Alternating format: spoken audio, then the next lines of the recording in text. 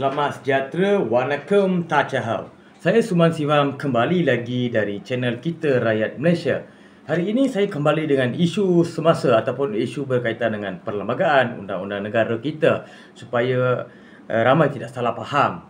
Apa yang saya nak bangkitkan? Sebenarnya apa yang saya nak bangkitkan adalah sebab bila masa apabila saya menceritakan tentang fakta-fakta sejarah perlembagaan persekutuan ataupun isi hati orang Melayu dan apa yang mereka mahukan sebenarnya. Sebab apa kami ataupun saya selalunya buat kajian sebelum membuat penulisan, membuat video. Saya membuat kajian penuh sebelum saya membahaskan sesuatu perkara dalam bentuk video dan bentuk tulisan. Sebab ini adalah kenyataan fakta ataupun realiti yang rakyat Malaysia selalunya hadapi. Kita tengok baru-baru ini pun banyak perkara dibincangkan, dihuru-harakan untuk mengancam ketenteraman negara, keamanan negara, kesejahteraan negara.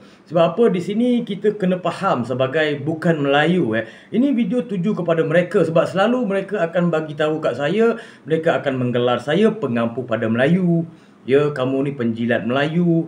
Ya, kalau tak sokong Melayu dekat Malaysia, nak sokong siapa? Takkan saya nak sokong Bangladesh, Pakistan, Indonesia, Sri Lanka, orang Tamil Nadu kan. Kita duduk Malaysia, kita dalam perlembagaan, ada sebagai rakyat Malaysia, kita tetap akan sokong orang Melayu dan bangsa Melayu. Seperti mana dalam perjanjian perlembagaan yang dibuat oleh nenek moyang kita, iaitu kontrak sosial. 5 perkara yang tidak boleh diubah di Malaysia. Ada 5. Kita kena faham itu adalah konsep perlembagaan negara kita. Pertama, agama Islam sebagai agama rasmi. Kedua, hak istimewa Raja-Raja Melayu. Ketiga, hak istimewa orang Melayu, iaitu perkara 153. Dan keempat, bahasa kebangsaan sebagai bahasa Melayu, iaitu perkara 152. Kelima, yang terakhir adalah darurat. Saya selalu bangkitkan isu-isu berkaitan dengan perkara realiti yang saya lihat dekat Malaysia. Bila saya bangkitkan, kenapa kamu tergugat dan tercabar dengan perbahasan saya? Sebab perbahasan saya bukan direka ataupun saya buat cerita. Sebab perbahasan saya, perbincangan saya adalah daripada fakta perlembagaan persekutuan. Kalau kamu tidak percaya dengan kata-kata saya, pergilah kamu sendiri mengkaji sejarah-sejarah perlembagaan persekutuan, pembentukan kontrak sosial, pembentukan demokrasi. Sebab apa? Bila saya bangkitkan isu ni, saya nampak ramai yang tergugat, tercabar dengan isu yang saya dibangkitkan. Sebab saya mengajar kepada kaum-kaum bangsa saya, anak cucu saya, jangan hidup dalam penafian di negara Malaysia.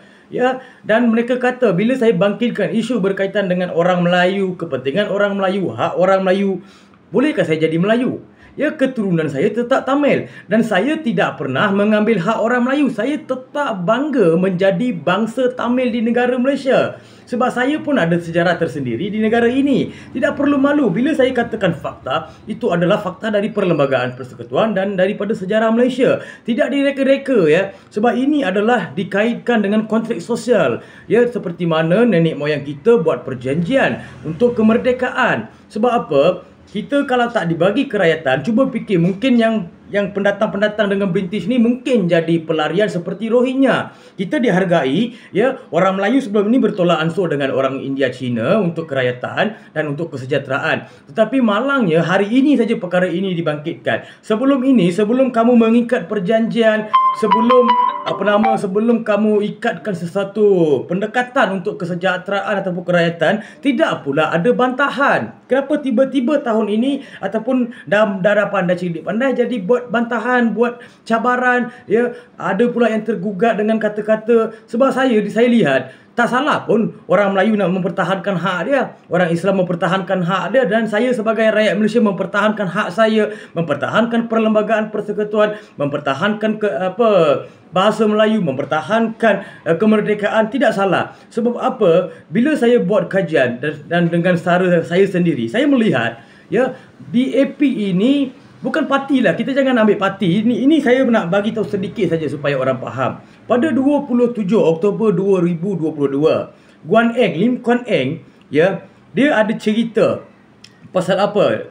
Kena isu kaum jadi PM ataupun orang bukan Melayu menjadi Perdana Menteri rasmi di Malaysia ini. Dia ada buat satu isu tu 27 Oktober 2023. Sebab dia kaitkan dekat Great Britain, yang menjadi Perdana Menteri dari kaum minoriti dekat sana, iaitu keturunan India.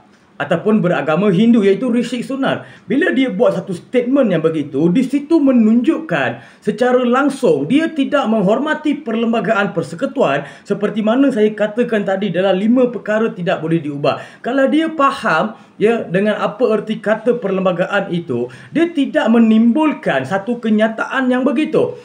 Pasal itulah orang Melayu ataupun orang yang mempunyai jati diri dalam perlembagaan dan negara tidak menyukai DAP ini, parti DAP ini, sebab dia masalah. Setiap kali diorang akan menggugatkan kesejahteraan, benda yang tak perlu dicakap, itu yang dicakapnya. Dia dah tahu kita ada perjanjian, kita dah ada kontrak sosial seperti mana dalam perlembagaan telah menyatakan segala hak rakyat Malaysia, bumi putera, pribumi dan orang bukan Melayu. Dan setiap agama ada kebebasan. Bila dia soalkan benda yang buat marah pada bangsa Melayu, mesti akan orang soalkan. Dan saya sebagai rakyat Malaysia tidak pun katakan orang Melayu tidak boleh kritik dan menuntut hak mereka ataupun mempersoalkan DAP ataupun Lim Kuan Eng, Lim Kit Siang. Sebab inilah yang selalu dibangkitkan oleh mereka. Itu puncanya. Bila orang Melayu sokong PN dan PAS, kamu marah. Kenapa tak sokong DAP? Sebab apa tak sokong? Sebab dia punya haluan, penuntutan daripada DAP ini tidak menyebelahi perlembagaan persekutuan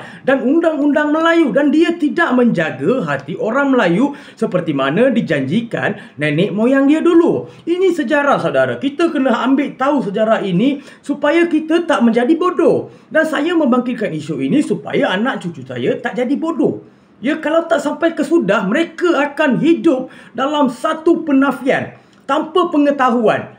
Semua orang perlu tahu perkara ini supaya kita menghidupkan sejahtera di Malaysia ini, di tanah Malaya ini, di tanah Malaysia ini. Sebab kita semuanya ada undang-undang. Sebab apa? Bila mereka mahukan hak kesamarataan, saya sebagai rakyat, saya tergelak, tersenyum, tersepi-sepi. Saya rasa mereka itu bodoh. Sebab apa? Bila kita lihat bahasa Melayu mereka pun gagal dalam setiap sudut, tetapi ada hati lagi mereka nak kesamarataan dan berdaya saing terhadap hak-hak orang Melayu. Ini adalah keterlaluan. Ini adalah biadab. Siapa kamu nak dapatkan kerakyatan ataupun kesamarataan di Malaysia? Dah dapat itu, ikut sajalah.